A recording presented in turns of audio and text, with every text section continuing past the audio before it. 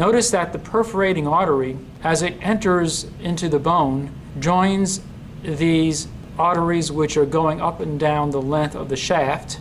And these arteries are within a central space of a structure called an osteon. Because these arteries are centrally located inside this structure, the osteon, these arteries are going to be referred to as central arteries.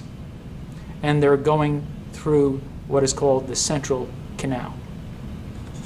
As we go further inside the bone, notice that there is a difference in the way the lamellae are oriented here compared to the circumferential lamellae. What happens is that osteons, cylindrical structures called osteons, are formed. If we look over here, we can see an example of an osteon. The osteon is organized around a central canal, which you see right over here. In the central canal, you would find the central artery that we looked at a little while ago. The osteon, as it forms as the result of layers of bone being laid down in a concentric manner, so that first these outer layers are going to be formed, and then as new bone forms, layers are added on the inside of the first layer, and then another layer is added onto the inside of that layer, and so forth, so that you end up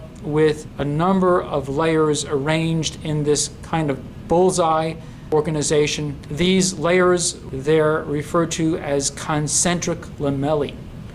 This osteon has the osteocytes highlighted for us. So again, you can see the osteocytes present between the lamellae. You can also see how the osteocytes have processes which extend through these tiny channels in the lamellae, which are referred to as the canaliculi. If we move to a side view of the osteon, you can see that the osteon is a cylindrical structure.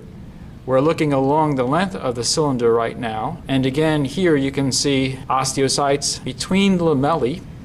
Notice here that we have a number of osteons side by side, each with their central artery. So you can see one here and here and here and here and here, the central arteries. And again, notice that we have the perforating artery, which is also known as Volkmann's artery, going through a canal which is called Volkmann's canal, also the perforating canal. And the lamellae here are pulled out in a way that allows you to see osteocytes, which are over here. Over here, what is shown is the fibers that you find within the lamellae and how they're oriented in this overlapping pattern.